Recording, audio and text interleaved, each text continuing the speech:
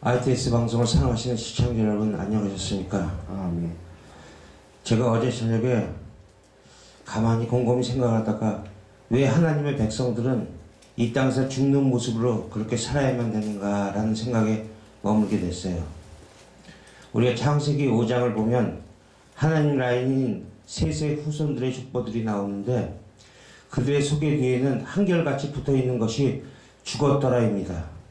그래서 창세기 5장을 죽음의 장이라고 부르기도 합니다.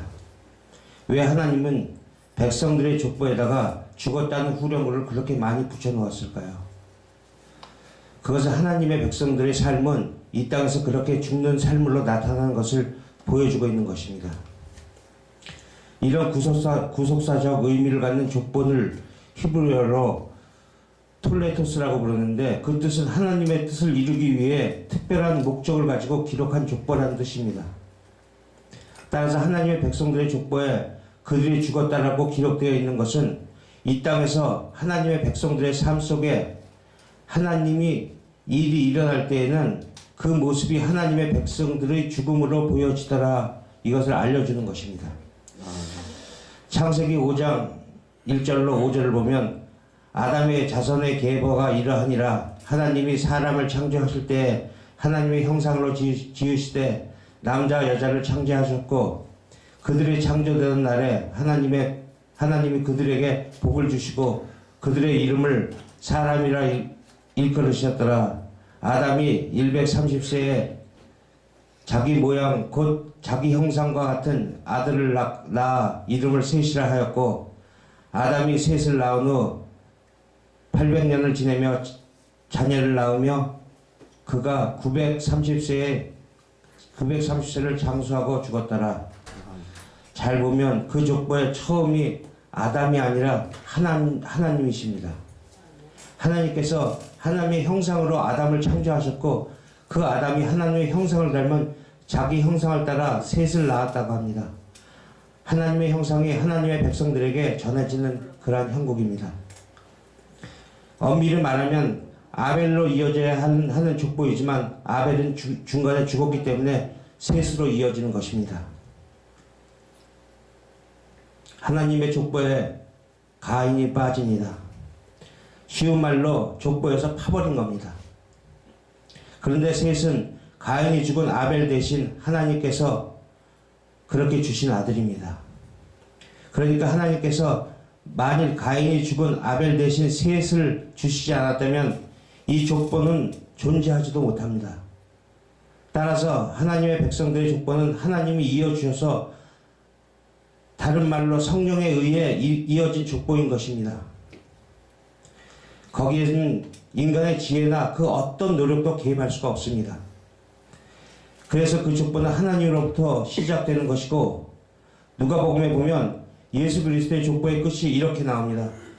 누가복음 3장 37절에서 38절로 보면 그 이상이 무드셀라요, 그 이상은 에녹이요, 그 이상은 아렛이요, 그 이상은 마할랄렐이요, 그 이상은 가인안이요, 그 이상은 에노스요, 그 이상은 셋이요, 그 이상은 아담이요, 그 이상은 하나님이시니라. 아멘.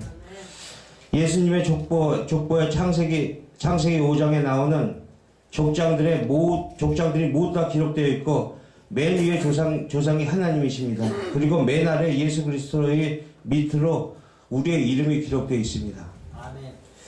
이 모든 것을 종합해보면 하나님으로부터 시작된 여인의 후손의 라인을 통해서만 하나님의 형상이 이어지게 되는데 그 하나님의 형상을 가진 자들이 이 땅에서 살아가는 모습은 원수를 위해 죽는 모습으로 나타나게 되더라는 것입니다. 아멘. 왜냐하면 우리 성도의 처음 조상이신 하나님이 바로 원수를 위해 자신의 목숨을 버리시고 그렇게 죽으신 사랑의 하나님이시기 때문입니다. 우리 성도들에게 그 하나님의 형상이 심어져 있기에 우리는 이 땅에서 원수를 살리기 위해 죽는 모습으로 살게 되어 있는 것입니다. 반면에 하나님의 족보에 파내버린 그 가인의 후손의 삶은 이러합니다. 창세기 4장 24절을 보면 가인을 해친 벌이 7갑절이며 라멕을 해친 벌은 77갑절이다. 나를 죽이는 자는 벌을 77배로 받을 것이라 외칩니다. 이 말은 나는 절대 죽을 수 없답니다. 하나님의 백성들과 극명한 대조를 이루지 않습니까? 이렇게 이 땅에 살아가는 사람들은 딱 두 부류로 나누게 되는데, 한 부류는 원수를 위해 그리고 하나님의 영광을 위해 이 땅에서 죽는 삶을 사는 자들이고, 다른 부류는 소년은 죽을지언정 나는 절대 죽을 수 없어라고 외치는 힘의 원리로 살아가는 두 부류의 사람들입니다. 여러분 지금 어떤 그런 부류에 속해 계십니까? 하나님의 형상을 이어받은 자들의 이 땅에서 죽음의 삶을 직접 보여주시고 가신 분이 바로 예수님이십니다. 그분은 하나님의 모습을 지녔으나 하나님과 동등함을 당연하게 생각하지 않으시고 오히려 자기를 비워서 종의 모습을 취하시고 사람과 같이 되셨습니다. 그는 사람의 모양으로 나타나셔서 자기를 낮추고 죽기까지 순종하셨으며 곧 십자가에 죽기까지 하셨습니다. 이게 빌립보서 2장의 말씀입니다. 구원받은 성도는 반드시 주님처럼 원수를 위해 자신의 목숨까지 버리는 죽음의 삶을, 비움의 삶을 본받게 되어 있습니다. 하나님의 구원의 목적이 바로 그것이라고 이렇게 명확히 기록이 되어 있습니다.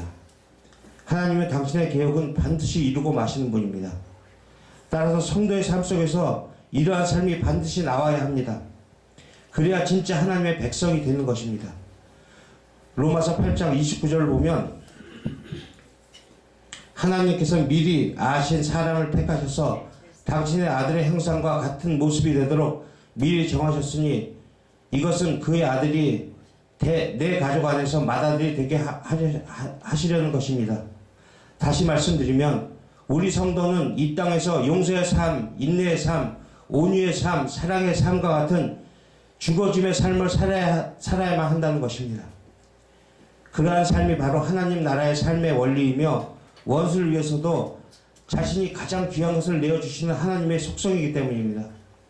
그리고 또 한 가지 이유는 우리 성도가 그 죽음의 삶, 용서의 삶, 비워짐의 삶으로 죄와 죄인의 정체를 폭로되기 때문입니다.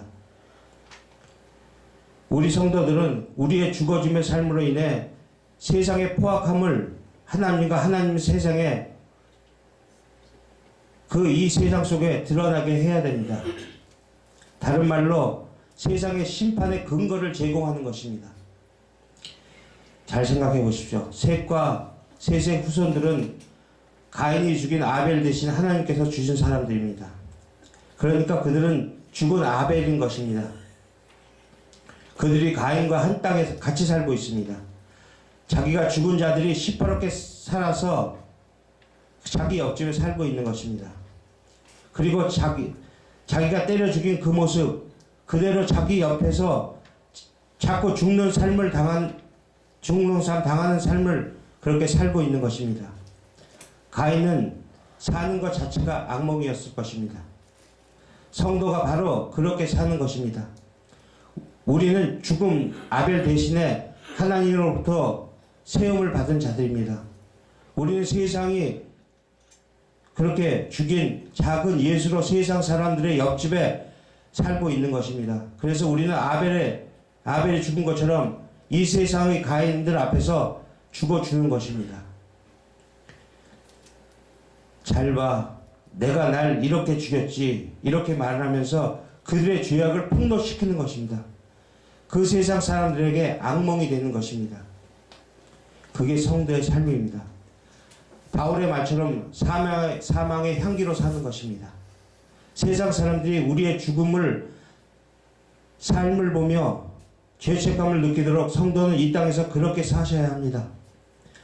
저 인간들만 없으면 아무런 죄책감 없이 행복하게 살 수 있을 텐데 저 인간 때문에 자꾸 나의 악함을 드러나서 미치겠다 이런 고백을 꼭 들으셔야 합니다. 그래서 셋의 후손인 하나님의 백성들이 전부 죽었더라로 그들의 인생을 마감하는 것입니다. 그렇게 죽어져야 새 것이 부활합니다. 하나님의 나라는 이 땅의 것들을 대충 고쳐서 쓰는 것이 아닙니다. 하나님의 백성들도 대충 고쳐서 만드시는 것이 아닙니다. 다 불살라버리고 새롭게 창조하십니다. 그러기 위해서 반드시 여러분은 이 땅에서 부서지는 삶, 죽는 삶을 사셔야 됩니다. 제발 하나님이 그렇게 우리를 이끌고 가실 때 원망하거나 불평하지 마세요. 우리를 온전하게 만드시는 과정입니다. 고린도전서 15장 36절을 보면 어리석은 자여 너의 뿌리는 씨가 죽지 않으면 살아나지 못하겠고 라는 말씀을 하십니다. 바울은 우리 성도의 삶을 죽어야 하는 씨에 비유했습니다. 씨는 땅에 묻혀 썩어 없어지는 것처럼 죽지만 사실 그 죽음은 아름다운 꽃과 생명을 태어나기 위한 필연적인 과정이기 때문에 우리 성도가 이 땅에서 육신을 죽이는 삶은 아름다운 새 생명을 그렇게 피어나게 하는 아주 표면적인 과정입니다. 그래서 사도 바울이 우리가 죽지 않으면 다시 살아나지 못한다라고 말을 한 겁니다. 그러니까 이 땅에서 죽은 모습, 죽은 삶, 시련, 또 고난, 질병으로 우리에게 찾아올 때 감사하십시오. 아멘. 그래서 성도의 고난은 축복입니다. 우리가 말씀 가운데서 항상 그 믿음으로 승리하는 그 삶을 살아가는 그때에 하나님이 우리에게 찾아오십니다. 우리가 죽는 모습에 약한 모습을 보일 때 하나님은 그 하늘에서 오셔서 내 자식이 저렇게 약했구나 하고 끌어올리세요. 아멘. 그 믿음 가운데서 우리가 흔히들 얘기하는 그 성령의 9가지 열매가 하나님이 격발해 내시는 겁니다. 우리가 할 수 있는 게 아무것도 없습니다. 근데 예배당을 가면 자꾸의 모든 분들이 무엇을 해라, 교회에 충성해라, 뭘 해라 여기서 열매가 이어진다고 얘기하는데 아닙니다. 인간이 할 수 있는 건 아무것도 없어요. 인간이 내놓을 수 있는 것은 죄성밖에 없습니다. 하나님한테 온전히 맡기시면 그 믿음이라는 단어, 제가 늘 말씀드리는 거지만 파스티스, 하나님의 말씀을 신뢰하는 것, 그게 믿음이에요, 여러분. 그 믿음을 가졌을 때 하나님이 찾아오셔서 내 약함, 내 모든 죄악들 그거 다 불살라 버리시고 하나님의 생명으로 살리십니다. 그리고 그 가운데서 그 열매들을 격발해 내시는 게 그게 하나님의 사랑이에요. 여러분들 그걸 믿으시고 온전히 하나님께 다 맡기십시오. 그리고 말씀 안에서 죽으십시오. 그게 사는 길입니다.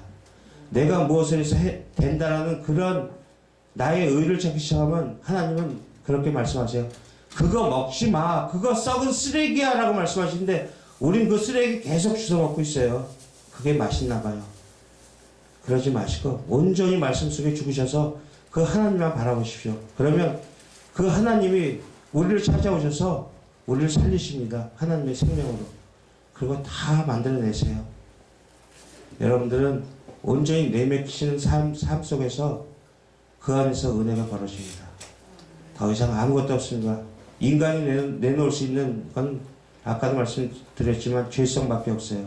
온전히 하나님을 신뢰하는 그 믿음 하나 갖고 그렇게 살아가시기를 주 예수 그리스도의 이름으로 축원드립니다. 아멘. 아멘. 감사합니다.